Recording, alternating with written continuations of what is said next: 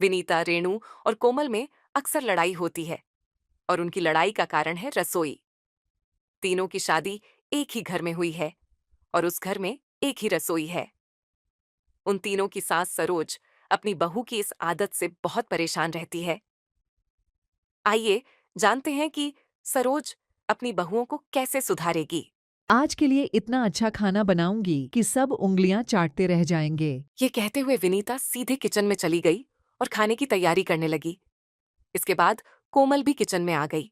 अरे विनीता दीदी, आप अकेली किचन में काम कर रही हो। मुझे बुला लिया होता, मैं आपकी मदद करवा देती। अरे नहीं नहीं, रहने दो, तुम्हें काम करने की कोई जरूरत नहीं है। अब तो सारा काम हो चुका है। हाँ, काम तो हो गया, लेकिन किचन कितना सारा बिखरा पड़ा है। आप काम कम करती हो, सामान ज्यादा बिखेरती हो। मैं आपके साथ किचन समेटने में आपकी मदद करती हूँ। जब मेरा सारा काम हो गया है तब तो तुम अपने कमरे से निकलकर बाहर आई हो, और वो महारानी रेणु अभी भी नहीं आई। अभी किचन में समेट देती हूँ। तुम टेबल पर खाना लगा दो और सबको खाने के लिए बुला लो। कोमल वहां से चली जाती है और रेणु से जाकर कहती है, रेणु दीदी, खाना लग गया है, आ जाओ, विनीता दीदी बुला रही है। अरे इतनी जल्दी खाना भी बन गया? तुमने बताया क्यों नहीं? मैं तुम्हारी मदद करा देती। खाना मैंने नहीं, विनीता दीदी ने बनाया है। विनीता दीदी बड़ी चालू है, हर बार मुझसे पहले किचन में चली जाती है। हाँ, और खबर भी नहीं होने देती और अपनी मर्जी का ही खाना बनाती है। ये नहीं कि एक बार हमसे भी पूछ ले। कल मैं विनीता दीदी से पहले ही रसोई में जाकर अपनी पसंद का खाना बना लूंगी। क्या सोच रही हो? कुछ नहीं, बस यही सोच रही हूँ कि क्या बनाया होगा खाने में दीदी ने। अरे अब यहाँ से चलोगी तभी तो पता चलेगा ना कि क्या बनाया होगा। रेणु और कोमल खाने की टेबल पर बैठ जाती है। तभी उनकी सास कहती है, आज खाना किसने बनाया है? विनीता दीदी ने बनाया है। क्यों माँ जी, खाना अच्छा नहीं बना क्या? खाना तो तुम अच्छा बनाती हो, लेकिन आज तुमने लौकी की सब्जी बनाई है, इसलिए बोल रही हूँ। हाँ, लौकी सबसे ज्यादा विनीता दीदी को ही तो पसंद है। सुबह भी हमने लौकी ही खाई थी। तुम दोनों से कोई काम तो होता नहीं, मैं कर देती हूँ तो ताने मारती हो। दीदी, तुम किसी को काम करने दोगी तभी तो कोई काम करेगा ना।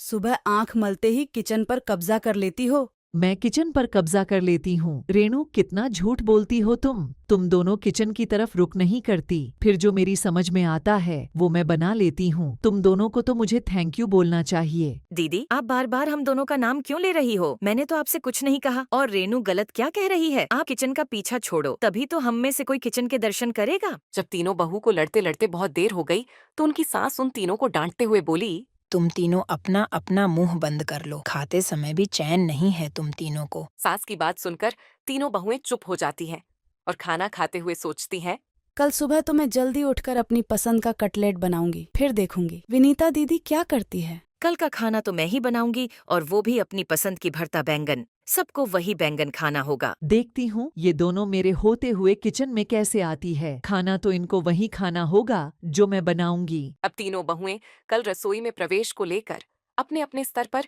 युद्ध की तैयारी करने लगीं और अगली सुबह कोमल जल्दी से उठकर रसोई घर में गई। लेकिन जैसे ही वो रसोई में गई तो वहां पहले से ही रेणु मौजूद थी। अरे रेणु, रात भर सोई नहीं क्या, जो इतनी सुबह उठकर कटलेट बना रही हो? मैं तो रात को जल्दी सोई थी और सुबह जल्दी उठ गई। लेकिन आप ये बताओ कि इतनी सुबह सुबह कैसे उठ गई? कोई खास बात है क्या? मैंने सोचा था सुबह जल्दी उठकर एक ब्रेड बनाऊंगी, लेकिन अब तो ये कटलेट खाने पड़ेंगे। कोई बात नहीं, नाश्ता बना लिया है तो लंच में भरवा बैंगन मैं बना दूंगी। बैंगन कौन खाएगा? वैसे भी बहुत भयानक बनाती हो। देखो, जो तुमने कटलेट बनाया, इससे भयानक तो कुछ हो ही नहीं सकता। एक बार खाकर तो देखो, मेरे हाथ के कटलेट होश ठिकाने आ जाएंगे। तुम्हारे हाथ की कटलेट खाकर होश ठिकाने नहीं आते, बल्कि इंसान अपनी याददाश्त भूल जाता है। आप बार बार मेरी इंसल्ट कर रही हो। मैं आपकी नहीं, आपके कटलेट की इंसल्ट कर रही हूँ। इस तरह दोनों बहुओं में जमकर लड़ाई होने लगी और उनकी लड़ाई की आवाज सुनकर विनीता और सरोज किचन में आई। तुम दोनों क्यों सुबह सुबह चूहों की तरह लड़ रही हो? बस एक बिल्ली की कमी थी, अब तो वो भी पूरी हो गई। क्या कहा तुमने? कौन है बिल्ली? कौन बिल्ली है? दीदी, मैंने कटलेट बना लिया है तो ये मुझसे लड़ रही है। कोमल बहू, क्यों लड़ रही हो? माँ जी, मैंने तो बस इतना कहा कि कटलेट तुमने बनाया है तो लंच में बैंगन मैं बनाऊंगी। आप ही बताओ मैंने क्या गलत कहा? ठीक है, लंच में बैंगन तुम बना लेना, लेकिन घर में बैंगन है ही नहीं। तुम नाश्ता करके बाजार चली जाओ और बैंगन ले आओ। कोमल ने ऐसा ही किया। वो बाजार चली गई और बैंगन लाकर बना दिए।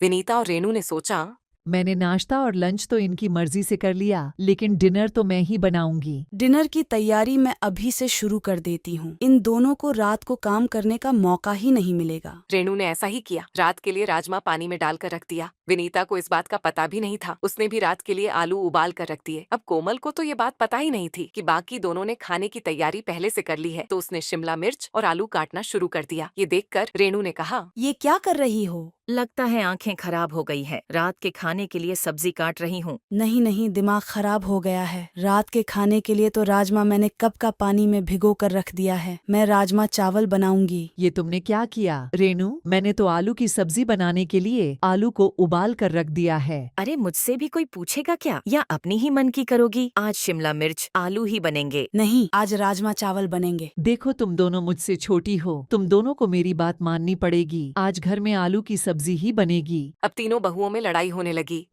उनकी आवाज सुनकर सरोज उनके पास आकर बोली, तुम तीनों अब क्यों लड़ रही हो? अब किस बात पर बहस हो रही है? तीनों बहुओं ने अपनी सास को सारी बात बता दी। तो सास ने कहा, रेणु, तुमने नाश्ता बनाया था, कोमल तुमने लंच बनाया था, तो विनीता अब रात का खाना बनाएगी। और देखो, मैं तुम्हारी रोज रोज की लड़ाई से परेशान हो गई हूँ, इसलिए कल से तुम तीनों ऐसा ही करोगी। एक बहू सबके लिए नाश्ता बनाएगी, एक लंच और एक बहू डिनर। मगर माँ, मगर वगर कुछ नहीं। तुम तीनों आपस में ऐसे लड़ती हो जैसे देवरानी जेठानी नहीं, कोई पिछले जन्म की दुश्मन हो। सरोज अपना फरमान सुनाकर वहां से चली गई और तीनों बहुओं ने ऐसा ही करना शुरू कर दिया। एक बहू नाश्ता बनाती, दूसरी बहू लंच और तीसरी बहू डिनर। लेकिन लड़ना उनका तब भी बंद नहीं हुआ। बस फर्क इतना था कि पहले लड़ाई रसोई के अंदर होती थी और बाद में लड़ाई किचन के बाहर होने लगी। रेणु नाश्ते में कटलेट के अलावा और कुछ नहीं बना सकती, या फिर और कुछ बनाना आता ही नहीं। मेरे कटलेट पर बाद में उंगली उठाना। पहले अपने बैंगन के बारे में सोचो। कभी भरवा बैंगन, कभी बैंगन का भरता, कभी बैंगन के पकौड़े। अरे बैंगन के अलावा दुनिया में और भी सब्जियां हैं, लेकिन ये बात कौन समझाए आपको? रेणु की बात सुनकर विनीता हंसते हुए बोली, यह बात तुमने बिल्कुल ठीक कही रेणु। अरे पर आप क्यों हंस रही हो विनीता दीदी? आपको भी तो लौकी और आलू के अलावा और कोई सब्जी पसंद नहीं है। विनीता ये सुनकर आग बबूला हो गई। और फिर क्या था, तीनों बहुओं में शब्दों के बाण शुरू हो गए। बेचारी सरोज तीनों बहुओं को आपस में लड़ता हुआ देख रही थी और परेशान होकर सोचने लगी, अब इनकी लड़ाई बंद कराने के लिए मैं क्या करूं? इस दुनिया में कोई काम मुश्किल नहीं, लेकिन मेरी बहुओं को आपस में मिलाना सबसे मुश्किल है और दुनिया का सबसे बड़ा काम भी। आप ही बताइए, मैं क्या करूं? अगर आपको सच में कुछ सूझता है तो प्लीज सरोज जी की हेल्प कर दीजिए और कमेंट में बता दीजिए कि इनको क्या करना चाहिए। आपके जवाब की प्रतीक्षा कर रही हूँ।